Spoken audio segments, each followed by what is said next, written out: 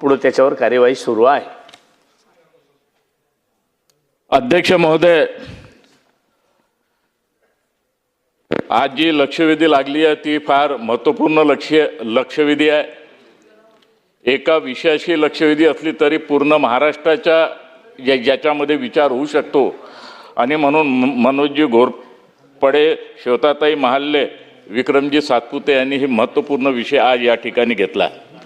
मंत्री महोदय, आपल्याकडून अपेक्षा हीच आहे, कारण आपण तडफदार मंत्री आम्ही आपलं काम बी पाहिलं आहे, फटाफट निर्णय करणारे, फटाफट आदेश देणारे पैकी आपली एक खाती या ठिकाणी आहे. आणि म्हणून या राज्याच्या युवा पिढीची छेडछाड होऊ नये, आरोग्याची छेडछाड होऊ नये. कारण 2012मध्ये जेव्हा ही गुटख्यावर आपण बंदी लावली आणि त्यावेळेसपासून तर आजपर्यंत अगर पाहिलं तर याची खऱ्या अर्थाने अंमलबजावणीच होत नाही. याची अध्यक्ष महोदय, याची अंमलबजावणीच होत नाही. FBI आणि पोलिसामध्ये इतका भयानक तालमेल राहते. पोलीस कारवाई करते तर ते FDIला मान्य राहत नाही. FDIने एखाद्या ठिकाणी छापा मारला तर ते पोलिसाला मान्य राहत नाही. आणि पोलिसांनी अगर एखादा FIR दाखल केला तर ते त्यांना सांगता का तुम्ही चुकीच्या FIR दाखल केला. अशा प्रकारचे प्रकरण आमच्या नागपूर शहर आणि नागपूर जिल्ह्यामध्ये फार मोठ्या प्रमाणात घडलेले आहे. आणि म्हणून हा गुटखा येते कुठून? आमच्या नागपूर शहर आणि नागपूर जिल्ह्यामध्ये आपला गुटखा हा मध्य प्रदेशमधून येते, छत्तीसगडमधून येते, आंध्रामधून येते, तेलंगणामधून येते. आणि मग आम्ही याची TV मध्ये रोज जाहिरात जेव्हा पाहतो तर गुटखा खाओ और तंदुरुस्त बनो, हे करोडो रुपयाची जाहिरात हिरोच्या माध्यमातून येते. परंतु आपल्या हे जाहिरात महाराष्ट्रामध्ये दाखवण्यात येते, त्याच्यावर आजपर्यंत आपण कुठं बंदी लावली नाही. आणि त्यामुळे युवा पिढीच्या आरोग्याशी आपण छेडछाड करत आहोत का? पहिले अनेक बिमाऱ्या तुमच्या समोर आलेल्या आहे. कोविडपासून आपण सावरलेलो आहोत.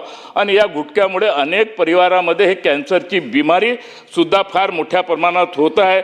अध्यक्ष महोदय, हुक्का पार्लर, आता हा हुक्का पार्लर हा नवीन विषय इतक्या मोठ्या प्रमाणात आमच्या श्वेताताई आमच्या नागपूर शहरामध्ये आहे. हुक्का पार्लर इतक्या मोठ्या प्रमाणात उघडलेले आहे. तिथं आपल्या मुली असतील, मुलं असतील, हे इतक्या मोठ्या प्रमाणात त्या ठिकाणी जातात. आणि म्हणून याच्यावर कुठंतरी खऱ्या अर्थाने कायदा कडक व्हावा, याचे अधिकार पोलिसाला द्यावे. मला माहीत आहे का बाई, आपलं डिपार्टमेंट हे महत्त्वपूर्ण डिपार्टमेंट आहे. आपल्या इथं मेन पॉवरची कमतरता आहे.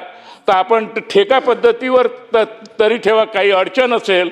आपण सांगितलं का 200 करोड रुपये, विक्रमजींनी सांगितलं का 200 करोड रुपये आपण ठेवणार होतो, दादानी ते दिले नाही.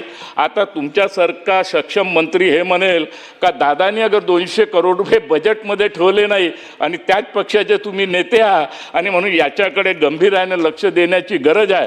आणि म्हणून माझी मंत्री महोदयांना स्पेसिफिक विनंती आहे का ज्या बाहेर राज्यातून जे आमच्या नागपूर शहरामध्ये जे गुटखा येत आहे त्याच्या ज्या जाहिराती मोठ्या मोठ्या प्रमाणात हिरोच्या माध्यमातून येत आहे, गुटखा खाओ तंदुरुस्त हो, अशा प्रकारच्या जाहिरातीवर आपण बंदी लावाल का? हुक्का ह्या जाहिरातीवर जे लोक दाखवतात त्यांच्यावर कारवाई होणार का? दुसरं, अध्यक्ष महोदय, ज्या माध्यमातून आपल्या इथं लॅबची कमतरता आहे, अध्यक्ष महोदय, आपल्या इथं लॅबची कमतरता आहे. एखाद्या ठिकाणी FDI आणि पोलिसांनी संयुक्त कारवाई केली तर त्याचा रिपोर्ट वर्षभर येत नाही. त्या ज्याच्या इथं छापा मारतो तोही विसरून जाते, अधिकाऱ्याच्या बदल्या होते तोही इकडच्या तिकडे चालला जाते, लेकिन त्याचा रिपोर्ट येत नाही. आणि म्हणून याच्यामध्ये कायद्यामध्ये कडक भूमिका घेण्याची आवश्यकता आहे, पोलिसाला अधिकार देण्याची आवश्यकता आहे. आणि आम्हाला अपेक्षा आहे, या राज्याला अपेक्षा आहे का आपण एक सक्षम मंत्री आहात आणि स्पष्ट रूपाने आपण आज या ठिकाणी आदेश द्याल, ही अध्यक्ष महोदयाच्या वतीने मी आपल्याला विनंती करतो. धन्यवाद. मंत्री महोदय. सन्माननीय सदस्यांनी अतिशय म्हणजे तसा पूर्ण राज्यभराचा हा प्रश्न आहे, त्याच्यामुळे ह्याच्यावर किती वेळ बोललं तरी मला वाटतं न संपणारी बाब आहे. परंतु ती संपवायची ह्या दृष्टीनंच कार्यवाही केली जाईल, कायद्यातही बदल केला जाईल. आणि जे चुकीच्या पद्धतीनं दिशाभूल करणारे किंवा लोकांना अट्रॅक्शन करण्याच्या दृष्टीने जे जाहिरात करत असतील त्यांच्यावर सुद्धा तात्काळ कार्यवाही केली जाईल. पाचपुते. आणि FDA मार्फत आतापर्यंत आता सांगितलं गेलं का खूप मोठी पेंडन्सी राहत होती. 16 महिन्यानं रिपोर्ट येत होते. आता 2-3 महिन्यापर्यंत आलोय आपण. त्यांनी लावली. 15 दिवसावर कसं येऊ याचा प्रयत्न केला जाईल.